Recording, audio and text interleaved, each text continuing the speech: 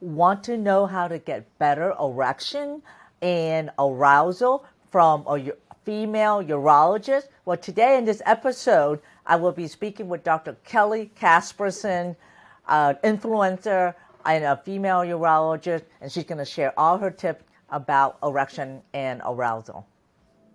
This podcast is for you, the modern man. I'm Dr. Ann Trung, your host. I'm an intimate health medical doctor and best-selling author of the book Erectile Dysfunction Fix. I'll do a deep dive into sexual health and performance and how it affects men of all ages and backgrounds. So let's get started, and be sure to visit my website at sexualhealthformenpodcast.com for more information and resources from the show. See you on the inside.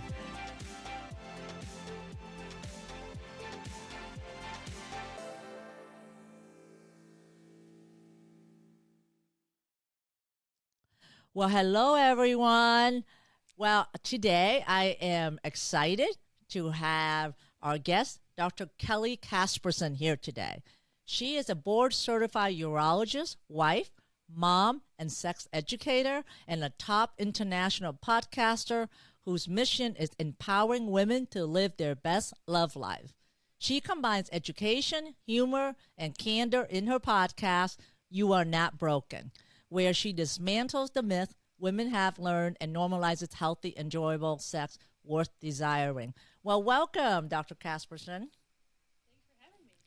I've been looking forward to this episode for a while. I was listening to your podcast, and sometimes I listen to it on my way to work as well. And I'd be getting there to work, and I'm like, oh, she's not done with this episode. I'm going to take a listen for another 5-10 minutes, just sit in the car while my patient's waiting in the office while I'm listening to your podcast. I just don't want to leave the car.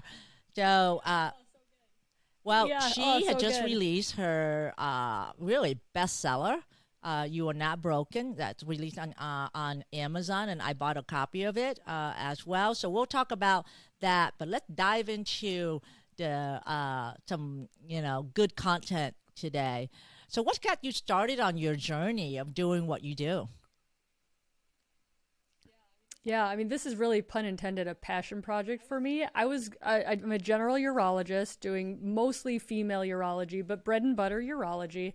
And, after about 7 years in your career, you get kind of good at it, a little bored by it. And it was just this perfect setup of like wondering what the next thing was, and having a patient come into my office who I was very close with. I'd been taking care of her for about 5 years, and she was crying because she had no desire to be intimate, and I didn't know how to help her. And it was really like, she changed my life, and I'm forever grateful for that. And I started thinking about everything I'd been taught or hadn't been taught about female sexual health. As you know, urologists are kind of the bosses of the penis.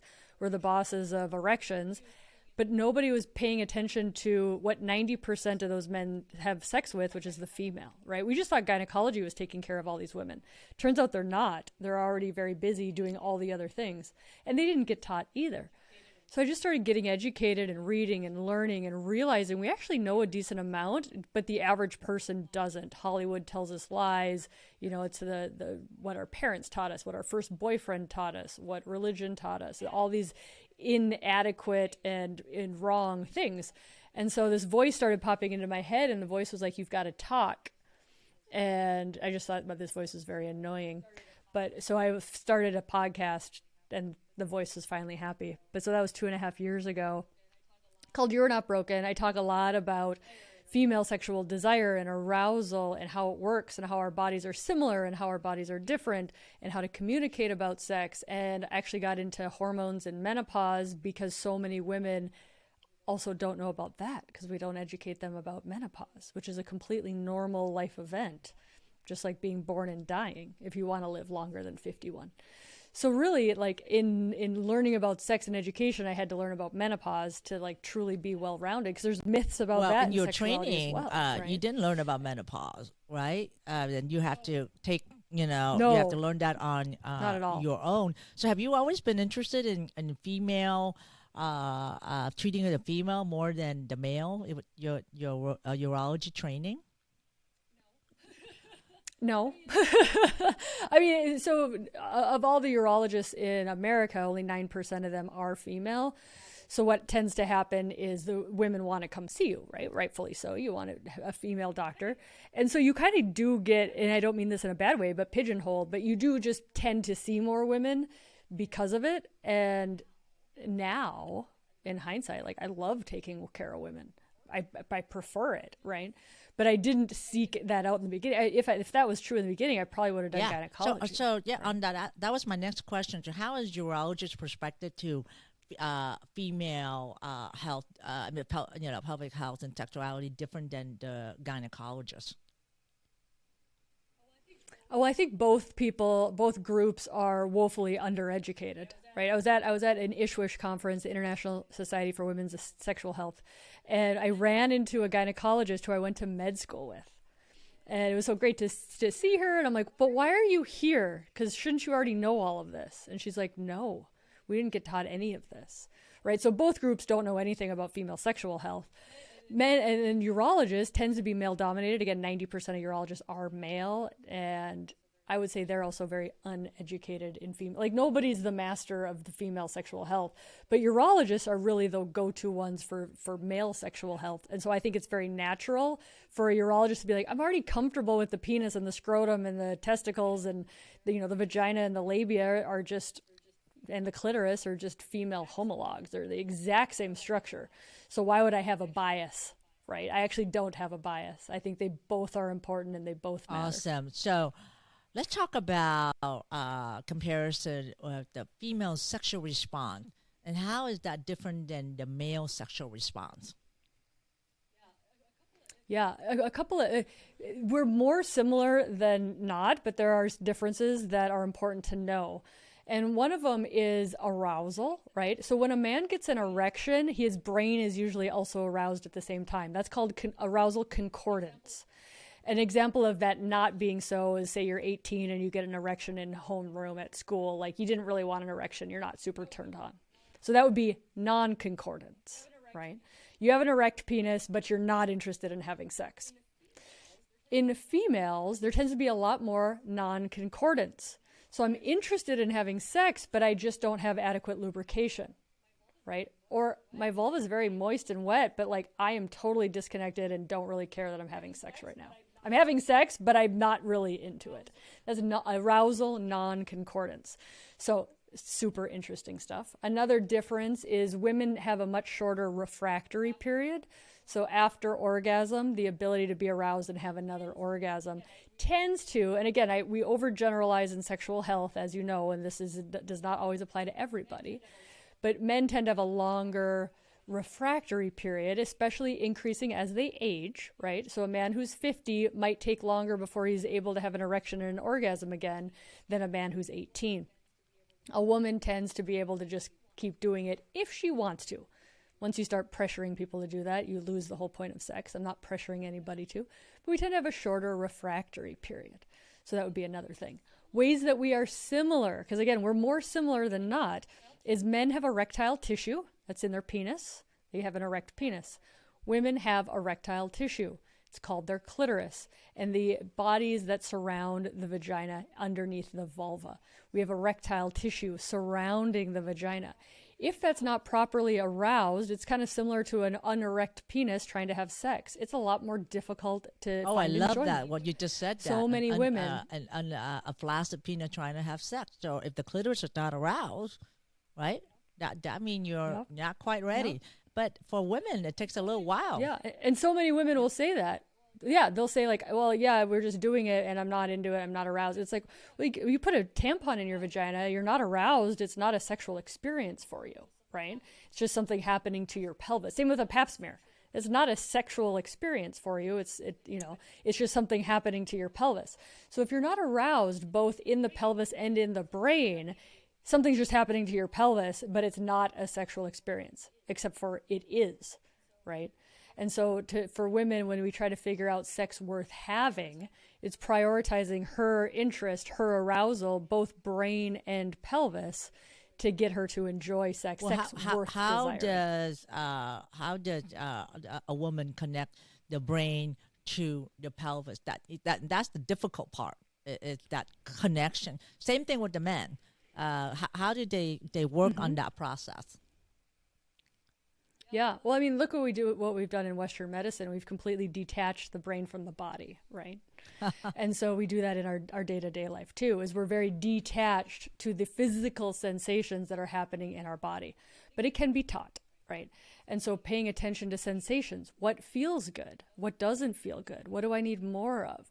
And what they mean by dropping into the body is becoming aware of the present moment of the sensations that are happening in the body. Our brains love to think about the past and they love to think about the future.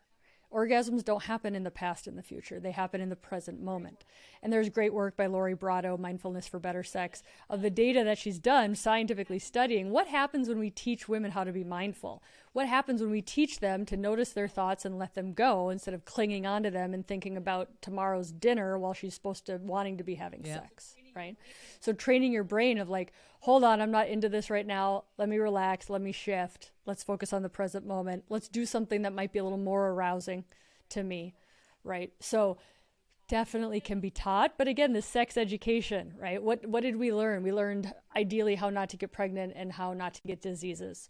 That doesn't teach us at all about how to have sex that's fulfilling and satisfying that we want to have for the rest of our lives. And that's very unfortunate. The other thing it's about very unfortunate, isn't it? Oh, it's just tragic. It horrible. is, it's you really know, bad. like, you know, and I'm sure you can commiserate with it. Like with me, you know, even like trying to even teach, you know, arousal and, you know, just, you know, something that's medical. Facebook says, oh, shut you down right away. You know, you can't even say that certain words even on Google. And you know, and Google, Google, Facebook, and the internet thinks that we don't have sex. They don't want to talk about it. my account was shut down on Facebook because of it. Well, I think, you know, when we ban medically accurate terms for our body parts, we make our body parts invisible. We make them not important. And I do understand, if I was to sympathize with these big companies, sex is a weapon. Sex can be used as a weapon. They need to be very protective about trafficking, about soliciting, right? And that's what they're trying to do. But they're throwing out the baby with the bathwater and missing this huge new adult sex ed movement of normalizing that vulva's a body part. We can say vulva. Vulva's not dirty. Vulva's important for a female erection and arousal and enjoyment of sex. And if we can advertise erectile dysfunction drugs in the subways of New York City, why can't we at least have equality in how we present said. this Now, data? for the listener, the vulva is just a fancy name for the vagina area. I love the name vulva. I'm gonna correct you a little bit. Vagina is the inside part. If you're looking at it, it's not a vagina. No, it's the whole entire the vagina area. is a canal. Yes, The vagina outside is a structures canal. are the vulva. Right. Within the vulva is the clitoris, the urethra, the the whole labia. area. Yeah, I think the other thing going back to, you know, mindfulness in the body is we run our lives in a very high cortisol, go, checklist, get it done environment, right? And then we say, well, I'm not in the mood for sex. And it's like sex and accepting and relaxing is a very parasympathetic event, right? You need to be relaxed. We need to not be on high alert. We did not have it just be a checklist to do thing. And it's learning how to do that transition, whether it's drinking tea alone outside and watching the sunset, or a bath, or yoga beforehand. But getting the body out of that high cortisol, fight or flight, because that's not where good sex lives. Absolutely. So get into the parasympathetic, which is the relaxation state. Let's talk about, now that we're on that subject, what about desire? What's desire discrepancy between spontaneous and reactive responsive desire? Yeah, well, two different things. So desire discrepancy is when you have two people in a relationship and they desire sex at a different level, which is very important to talk about. And then what you're talking about is the different types of desire, which is spontaneous desire versus responsive desire. So tell us the difference between which one do you want me to do first? The spontaneous and the reactive desire. Yeah. So spontaneous desire is your stereotypical male default Hollywood. It's how we sell things, right? It's how our culture says sex should happen. And it doesn't really represent the lived experiences of a lot of women. Some women have spontaneous sexual desire, but think even, what do we call women that want sex too much? Slut, right? We It's call a them bad name, Yeah, right? we call them bad names. So we don't allow women to spontaneously desire sex because they're a bad name, but then we feel broken when we don't spontaneously desire sex within a marriage, right? So it's a huge double-edged sword that we're asking women to play a part of, and I think it's mean. But the other thing for women, and this is Rosemary Basson's work out of University of British Columbia, is that women's desire, number one, I have sex for many reasons that don't include spontaneous desire. I want to be close. I want to be loved. It feels good. It helps me sleep. It helps me bond with my partner. None of those are desire, right? So desire for women can come during sex. It happens during arousal, or it happens after sex. How many people do you talk to and they're like, that was so great. I forget how good it is. Can we remember to do that again? Because I forget and it was really good. Right? That desire for sex happens after a good sexual experience. It doesn't happen before. But so many people don't have a sex life of their dreams because they stop because they're like, well, I can't have sex because I don't have spontaneous desire for it. And I think that's a myth. I call it out in the book of like, is desire even necessary to have a great sex life? No. And we've done great research on this, on looking at like the experts, the people who have great sex, right? Is not once do they say, I have a great sex life because I have spontaneous desire for it. And a good way to think about this is related to exercise and food, right? Do I spontaneously desire to work out 5 times a week? Nope. But do I do it because it's a healthy part of my life and I like it afterwards and I like it during, but I might really not want to get out of bed and do it. If you look at the professional athletes, the fitness people, all the top physical, none of them are like, I'm here because of my spontaneous desire to have this part of my life.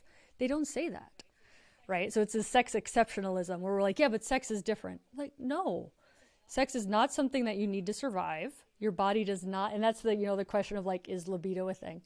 Of like, you won't die if you don't have sex, right? But you won't be fit if you don't work out, and you won't be healthy if you don't eat well, even though I never spontaneously desire vegetables. It's very rare for me to spontaneously desire But you vegetables. eat it anyway. But do I eat vegetables? I eat them anyways, right? And so I would say, and I enjoy them during, and I'm happy afterwards, right? So I just want people to be, I always want to be very clear. And I'm saying never have sex when you truly don't want to and it's not for you. That's coercion, right? But if you want sex to be a part of your life, you do have to prioritize it. And sitting around waiting for a wave of spontaneous desire to hit in long-term relationships is not going to work. We know that the newness of a relationship, studies say, wear off at around 6 months. 6 to 12 months is the definition of a long-term relationship. And what we've done in our society is we've prioritized long-term monogamous relationships, right? But we haven't taught people, did you know your spontaneous desire, dopamine, drug-addicted, in-love brain goes away around 6 to 12 months because you're used to this person. It's not novel. We don't desire not novel things. And if you just research dopamine, right? Dopamine is released in the seeking out of something new or something novel. And if you're eating the exact same type of pizza every single night, some people love that, but some people are so bored by it, they're never going to desire it. Men, are you frustrated in dealing with erectile dysfunction? Your relationship is suffering and your medication is not working anymore? Well, what if I told you that ED is treatable and reversible? You are not alone and it is not your fault. Over the past 20 years, I have treated over 7,000 men suffering from ED, so that way they can regain their confidence and be able to function again and have satisfying sex. And now it's time for you to join them to have the same result. I am now having a modern man club, a discreet community free from judgment for men with ED looking to restore their vitality and their sex life. When you sign up, you will get time with me, 1 hour, twice a month, where you can ask me anything about sexual dysfunction or how to stop ED. anything you want to ask. And then I give you access to a library full of content on male sexuality, on things that work, things doesn't work. And I do all the vetting, all the work, so you don't have to spend time on Google or do research and get frustrated and wasting time, money, and anguish. I will do all the research for you. And then on top of that, we will have guest experts joining us to share their wisdom. And don't forget, you have access to a community of men supporting one another and learning from one another. This is all for $57 a month. And if you sign for a whole year, you get 2 months free. So don't wait. It is time to get result. If you keep doing the same things now, you're going to get the same result. All you have to do is try something different, give yourself an opportunity to have a better sex life and stop ED in its tracks. So I want you to look at the link below or go to my show notes or go to mensexualityclub.com/sales page. Again, mensexualityclub.com sales page, SALESPAGE. I'll put the link below. Come join me in the Modern Man Club. Wow. I love the analogy there. So if something is good, that it's a good experience, you want to do it more, right? If sex is a good experience and you're looking forward to it more, right? But if sex is not, then you're not looking forward towards as much, right? That's just the way our brain is wired. So many women are like, this is simply understanding how our brain works. And so many women just feel broken because they don't have that education, right? Like so many women are like, whatever, I can take it or leave it. It's like, well, make sure the sex that you're having is worth desiring before you beat yourself up for this low desire thing. So I believe that most of low desire is really something else. It's either you're stressed, you're overworked, the relationship's on the rocks, you're having bad sex to begin with, you have pain with sex. I saw a lady, she's like, I have pain with sex and I have low desire. I'm like, no, you just have pain with sex. You never desire painful things, right? You don't desire putting your hand on a hot stove. You're going to avoid it. Mm-hmm. That's neuroscience. Yeah. But I find that most people's stress with sex is just a basic lack of education about the stuff. And once you educate them, they certainly start feeling a little better. So you're saying that low desire is not so much of a physical condition, but really more a conditional condition that may, as a result of like stress or something going on in the relationship or distraction in life, it's rather than something that is organic or physical. Correct. Now you're going to there is a small niche called hypoactive sexual desire disorder. We think it might be low neurotransmitters in the brain. It's kind of like if you think like depression. There are certainly people that can get better without antidepressants. Sometimes antidepressants help. Sometimes lifestyle and antidepressants help, right? So there are 2 medications that are FDA approved for low hypoactive sexual desire disorder. They're not calling it low libido or low desire. In premenopausal women that really work on the neurotransmitters of the brain. So that, again, it's a little more niche-y stuff. But I'd say for the, average low desire people, there's this amazing paper that came out last year called the heteronormative, basically concept of low desire in women who are partnered with men. This is an important paper for both women and men. Basically saying it's your relationship, it's your unequal workload, it's your society telling you that it's your job to be desired and be desirable, and our body image. It's always responding to your partner's interest in sex instead of ever responding to your own interest in sex. So many different pieces. It's an amazing paper. I talk about it in my book because I really think it helps so many. It really explains the lived experience. What is that paper so again? We'll put that in the show note. Yeah, it's called the heteronormative. I don't have it on me. Heteronormative description for low desire in women partnered with men. It's in my Instagram link as well. I call it the heteronormative paper. Okay. All right. Yeah, I'll get the link for that, and we'll put that in the show note. So, audience. Yeah, it's free online. It's a free PDF. You don't even have to be, a member of anything. Oh. Heteronormativity theory of low sexual desire in women partnered with men. It is, and I actually read this paper on one of my podcast episodes. If you don't want to find it, you can just listen to that podcast episode. And I actually interview one of the authors on the Immediately podcast app. Like, this paper changes people's lives. What episode is that? I don't know. I got it. I've got 170 of them. You're like me. I can't remember what episode it is, too. Yeah, I have no idea. Like, I interview other podcasts and they know, oh, look, that episode 30, episode 72. I'm like, oh, my goodness. Yeah, no. I would know that. You either have a brain that's really good with numbers, or you haven't done that many podcast episodes. If that's you. So we touch upon desire and libido. Then, so is when you're saying desire and libido? Is it somewhat the same or a spectrum? Yeah, they kind of talk about it the same thing. You know, the person who really brought forth libido as a term is Freud. And Freud kind of said that there was like this natural, innate human drive, right? And they kind of akin it to a hunger drive or a thirst drive.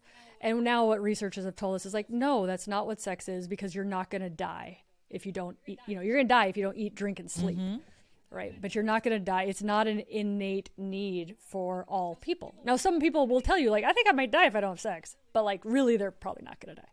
But it's not that kind of innate human, like, survival for most people. And if we only had sex when we reproduced, you know, we'd have sex 1.7 times in our adult life. Like, we really do have sex for multiple other reasons.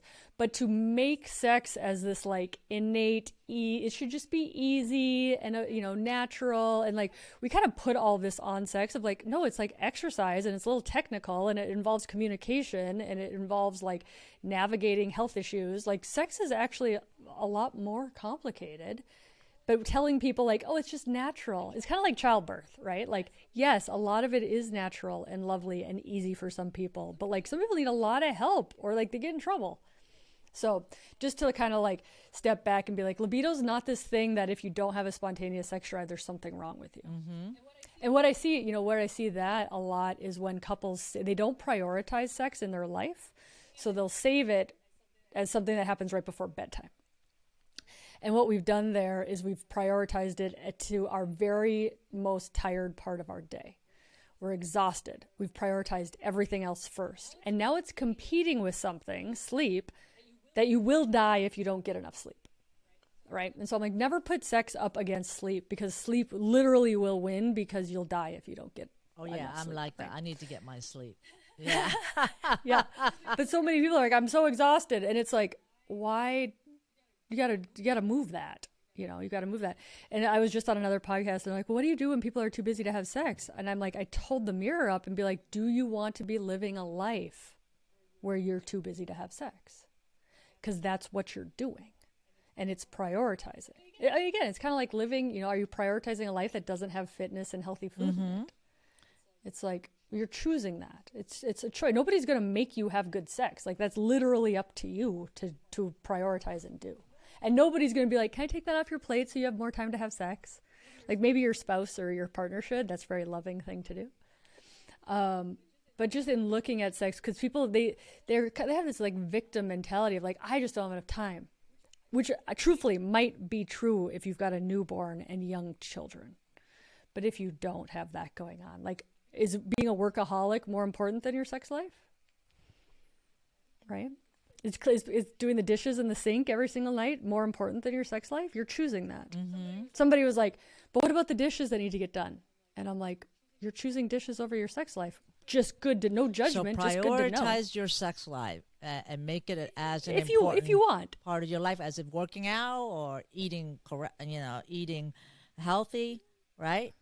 Getting 8 hours of sleep. The average American consumes 4 hours of TV or social media a day. 4 hours a day. That doesn't So don't count when people me are in like, I on don't that have part. time. Yeah, well, me either. Well, that's why you and I are so productive, right? Because we're not doing that. But it's like, when people say I don't have time for sex, but they're consuming passively any of that, it's like, no, you do. You're just choosing not to prioritize it. Which, no judgment, just good to know. You know? Now that I really like that. I'm gonna have to put that in our show notes. Quote: "You're not. You have to prioritize sex." So having on that subject, uh, um, discuss about the biopsychosocial aspect of sex. Yeah. I think it's a mouthful. I hated that word for a long time, but it really does explain sex. And I never want to look what I was told that women were too complicated, so we'll never know how sex works for them. And when you say complicated like that, it's very dismissive, right? Like you wave your hand and you say like, you're too complicated, let's move on. The erections are way more easier to figure out, right? But what biopsychosocial, in a good way of being like, sex is not just one thing, right? It's your stress level, it's your relationship, it's your body image, it's your physical fitness, it's your overall health that affects your ability to enjoy sex. It's so many different things. So bio is hormones and overall health, right? If you're exhausted, working night shifts, breastfeeding a baby, biologically, your sex life might not be where it is if you don't have those things. So biologic, thyroid hormone, right? Like all the things that affect biologically our success in sex. And then we have psycho and we have social. So psycho is your own body image, what you believe sex should or shouldn't be. Do you think it's dirty? Can you not even say vulva? Can you not even touch your vulva? Right? Like society's put all this on you as a judgment about sex. And then, so it's psycho, and then your relationship. Right. Well, we fight all the time and I have low desire for sex. It's like, well, that might just be your body saying like, don't have sex with this person. Right. So it's your relationship. And then social is society saying like women need to act a certain way. We need to look a certain way. We need to be desirable. We need to never say no. Otherwise we're frigid. But if we say yes too much, then we're loose. Right. So it's the society that we grow up in and how it portrays sex in what's acceptable and what's not acceptable. Well, I'm 60 now. Society says old people shouldn't have sex, right? It's not true. So biopsychosocial is like the wonderful complexity of what's going on. But when you say like, you come to a doctor and you say I have low desire, the last thing I want is for them just to prescribe that medication because you're missing all the other pieces. And that's why that heteronormativity article is so darn good. Is because low desire usually means something else. And finding that. And that's what, that's what my membership's about. And that's what the book's about, is like finding that. All right, well, what do you think about sex? How do you feel about sex? How do you feel about your body? How do you care for your body? How do you experience pleasure in other parts of your day? Right? Most women are like, I prioritize everybody else before me. Okay, good to know, right? But if you don't enjoy anything, sex is just another thing you don't enjoy, right? Like enjoying life and enjoying being alive and enjoying your coffee. Then that's where you get the woo-woo people of like, sex is everywhere. Sex is just sensual and to be enjoyed and the pleasure. And it's like, that's what they mean, is it's you enjoying your body, you enjoying living, you enjoying the present moment.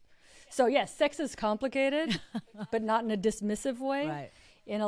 It's so fascinating. I'll have content for my podcast for the rest of my life. We definitely have a lot of content on that. So let's talk about what issues that women go through as they get older. So you get all this biopsychosocial stuff, and then women hit perimenopause and menopause, and and then the man is probably having ED as well too during this time. So that's what makes the relationship more complicated. Yeah, it's already complicated as it is, and then you have these sexual dysfunction issue. So, so why should we care about this as during menopause and perimenopause and then a man having ED as well? So, what are the issues that are occurring? Well, what I find commonly is women are innately curious about their bodies. Women innately want to care for their bodies, but we don't have the education. We don't have the resources. All we really have on social media is people trying to sell us stuff. But women don't know what menopause is. And so then I don't blame the man for not knowing, because he doesn't even have that experience, right? But menopause by definition is one day in your life. I'll pause on that. Menopause is one day in your life. It is the day after 365 days of having no period. And I would say natural no period, not like I had a hysterectomy or I have an IUD or I'm pregnant, right? So that's one day. Every day after that, wake up the next day, that's post-menopause, right? You don't know how many women I see, they're, in their late 60s or 70s, and they say, I never went through menopause. Of course you did. You had that one day. Everybody did. What they think menopause means is no hot flashes, right? So like even the definition of menopause, people aren't aware of what it's just a term that describes one day. What they need to know is your body is changing because of that low estrogen status, whether you had a hot flash or not, right? People are like, I don't feel anything. And it's like, of course, you can't feel heart disease. You can't feel osteoporosis. You can't feel insulin resistance. Like all the things that happen as a consequence of no estrogen, you can't feel until it's, tends to be too bad, is like the subtle changes of the vulva, the clitoris, and the vagina that happen because we lose estrogen. But all of this is quite treatable, and the more we are on top of it and wanting to care about our body and understanding, the healthier we get. Awesome. That's I like the way how you said the menopause is just one day. I didn't think about it that way. Like, menopause is really when you don't have a period for a 12-month period, but that's one day, and then the next day is post-menopausal. Yeah, and you don't know what that day is until it's been, right? Because you have a period the next day, and then right? So the menopause is actually in hindsight, and it doesn't describe a lot of normal experiences because 30% of women get a hysterectomy, so you're not going to get a period. A lot of women get endometrial ablations for heavy periods, or they get IUDs, so they're not normally cycling. So even the definition doesn't explain everybody's lived experience. But average age of menopause is 51 in America. If you are 62, you've more than likely been through menopause. And so just talk about a couple of things is how do a man take care of his erection? Don't smoke cigarettes.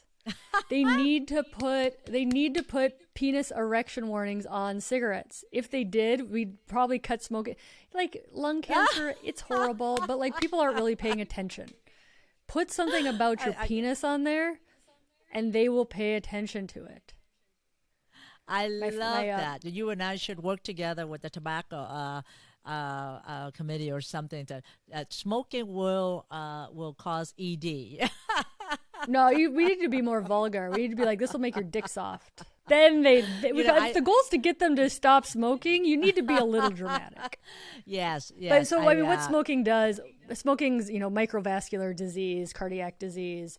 Basically, it's hardening the arteries. The penis is a pump, as you know. Pumps require good blood flow, and so if you have poor blood flow because you've been smoking, because you have high cholesterol, because you have vascular disease, cardiac disease, the penis is just a smaller pump than the heart.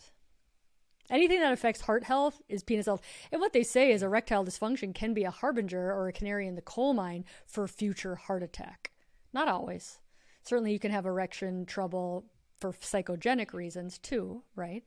But as a blood flow cardiac risk factor, they say your erectile dysfunction can be a sign. I actually had somebody write to me and they said, because of my podcast on erectile dysfunction, she was able to catch the warning signs, ended up bringing the husband in. His cardiac completely occluded. They did an emergency procedure and saved his life. And she's like, because I listened to your podcast. Right, because the warning sign for him was ED, right? But he didn't think that he doesn't tie it to get that to his heart as well. But the point I've been trying to tell my patient and listeners is that if you find that you have ED, don't go for that little blue pill and try to help with your erection, but really look at what the root cause of ED, and it could be as simple as stopping smoking and diet and exercise and decreasing your stress. Alcohol is huge. Yeah, alcohol's big, and nobody talks about it. There's this amazing paper out of China looking at moderate drinkers with erectile dysfunction, and they had them stop completely, which is just impressive. But erections came back very well in most men. Alcohol is horrible for erections. Right. But money, And what's the dose? What's the dose of alcohol that they find that would affect an erection? Like, well, is you it know, two you know drink, more this. than two There's drinks no a safe dose. Yeah, day? there's Yeah. no safe dose of alcohol. Yeah. You know that. Yeah. Our society says that alcohol is normal and it's good for you, and that's all wrong. There's no safe dose of alcohol. It is a poison. So if you choose to use alcohol, that's just good to know, right? Alcohol increases your risk of breast cancer as well in women. Women are so afraid of breast cancer. And I argue if you're so afraid of breast cancer, you should not be drinking any alcohol. It is strongly correlated with increased risk of breast cancer. That's good to know there. So that's what the wine companies don't want you to know that. Yep, and the liquor as well too. But I need to tell some of my girlfriend that when we have our wine night, that's going beyond kind of wine. Biopsychosocial, right? Society's told us it's fine. Mm-hmm. Absolutely. So a lot of things that society tells us sometimes is not accurate. So, well, it's been a good session with you. I've actually learned quite a few things. So, how does our listener find out more about you? Yeah, well, the podcast is You Are Not Broken. You can get that on any podcast platform. The book is called You Are Not Broken. Stop shooting all over your sex life. You can find that on Amazon. You can also show us your book. Show us your book. Yeah. I bought it, but I bought it in the Kindle version. It's so pretty. You Are Not Broken. It is actually pretty. I had a man. I like that. I had 2 men yesterday bring me the book for me to sign, and one of them was like, "When are you going to write the male version?" And he said, "Hold on, I already answered that. This is the book that men need to read." It's geared towards women in a heterosexual relationship, but I think anybody single or in a same-sex relationship would also benefit, as well as men understanding their partners, because men don't even have our body parts, right? Like we put all this pressure on them to please us, but we don't teach them how. And then we make them guess, and then we fake our orgasms, which give us, negative biofeedback loops, right? So like the poor guys, how are they supposed to learn? So everybody needs education. Absolutely. And I like the way how you say that, because we've never been taught the right way. We've been taught, by media and by magazine, and it's always been taboos. It's always been something you never talk about in the household. That's right. And then you learn all of it on your own, and some of it may not be the best route. So tell us about your membership. You have an interesting membership as well. Yeah, I just started the membership because people wanted a little bit more, And I think understanding the brain's role, the biggest sex organ is the brain, right, in all genders. Understanding the brain's role in your sex life, in thinking you don't have enough time or thinking you have a low libido and that's the problem. And really the membership was designed to get an insider view so they can all watch me do my interviews and my live podcasts, but also to have group coaching. Like today, for instance, I'm having a group coaching session with just my members. That's never published on the public podcast or anything like that, where they really it's like having a friend or a sister who has all this information. I'm not acting as anybody's doctor. It's not medical advice, but it's really a safe space to explore female sexuality and understand our own kind of hangups and issues that come with living life. But if a female understands what she needs to do, it will also help her partner as well too. Yeah. So it's what we call sexual agency, right? Like your role in the game. And so many women have been taught and practiced to be very passive, to be very receptive, and then they get to a point in their life where they're like, "Is this all there is?" Right? Mm-hmm. Is this life now? And a very dissatisfied area. And it's like, if you see, because you'll find them, they're out there. A sexually confident woman, she's unstoppable, and there's great data on this. Like the more you learn, like agency and what your body's capable of, and boundaries, and how to communicate, and how to advocate for what you want, like those are all sex skills that spill over into your job and your relationships with other people, and like going after big things in life. Of like, enjoy it, have an adventure, be willing to fail, experiment, communicate. It's like all of these skills that we use to have great sex lives spill over into everything else, and that's part of what the membership is about. I'll put the link to the membership in the show note, and a link to her book. And in fact, I may get several and kind of pass that out to my patient as well too. So having said that, thank you for being here with us today, and I look forward to connecting with you more. And I'm gonna check out the membership too. In fact, and keep listening to her podcast because it's always entertaining. She always make me laugh. She put the content and Gotta keep it humor fun. together. And Well, so many people think sex is so heavy, right? Like, oh, it's such a heavy, and it's like, well, no, you can kind of have fun. Why not? All right. Take care. See you at the next episode.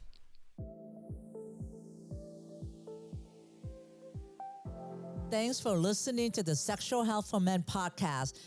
If you love this episode, then please take a screenshot on your phone and post it on Facebook, Instagram, or wherever you post. And be sure to tag me and let me know why you like this episode and what you like to hear in the future. That will help me know what's great for you, and I would love to give you the most incredible free gift designed to help you improve performance quickly. Go to my website at sexualhealthformenpodcast.com to get the book, The 5 Common Costly Mistakes Men Make When Facing ED. I would appreciate it if you subscribe, leave a review on Apple Podcasts or wherever you listen, and just know that you can have sexual vitality for life. I appreciate you. Until next time.